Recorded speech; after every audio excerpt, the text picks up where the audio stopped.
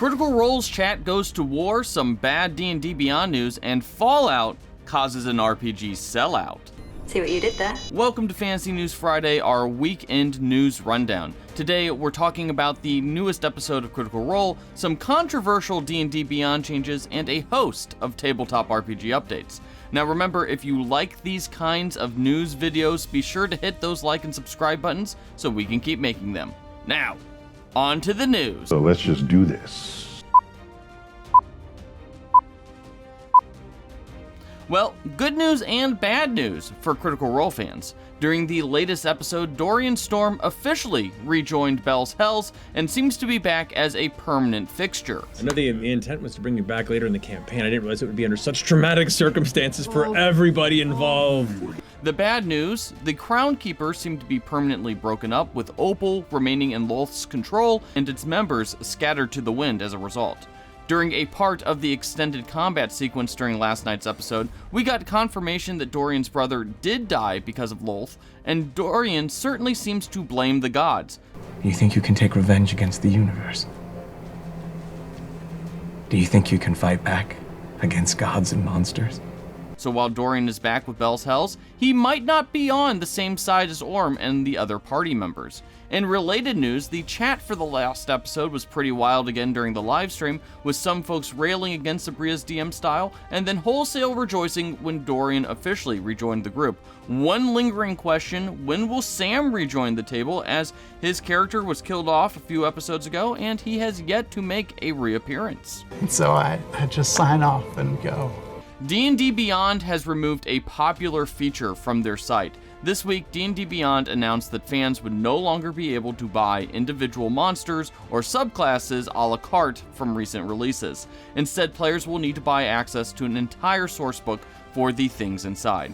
Honestly, this is a pretty awful move, given how some D&D books are released with a handful of items for players, like one subclass, and a boatload of content for DMs. Of course, the way around this is to make sure that you're part of a gaming group that shares content on D&D Beyond.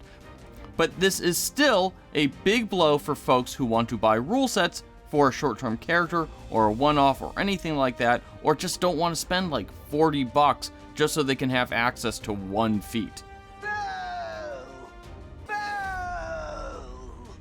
Another tabletop RPG Kickstarter has hit the $1 million mark.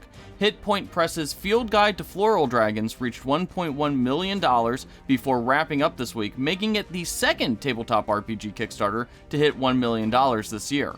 The guide featured stat blocks and lore for Floral Dragons, which are basically horrific combinations of flowers and dragons. While the Kickstarter has already wrapped up, late pledges will be available before the guide officially launches. Better late than never. Edge Studios announced additional details about its upcoming Arkham Horror role-playing game, which will use a new dynamic pool system, or DPS for short. Players start off with a large pool of 6-sided dice that they can spend on their turn on actions like moving or picking up objects, or more complicated stuff like attacking. A player's skill set has a range of scores from 2+ to 6+, with players needing to roll at least as high as their skill score on a single dice for a success. What's interesting is that players can choose to dedicate more dice to an action to increase their odds, but the dice pool refills at the start of each turn or scene depending on the scenario. Players also lose dice when injured, and that causes the dice pool to fill up more slowly at the beginning of a turn. While Arkham Horror seems to be treading a lot of the same ground as Call of Cthulhu, it does seem like it's aiming for a more push your luck type of game model rather than the classic Lovecraftian horror game where you do something, you fail, and then you probably die a horrific death. Getting caught in the gears of a combine. Having your nuts bit off by a Laplander. That's the way I want to go.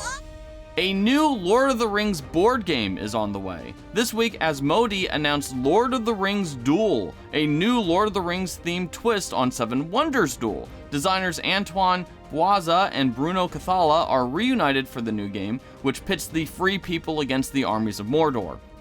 Art for the game will be made by Vincent Dutrait. The game launches in October of this year.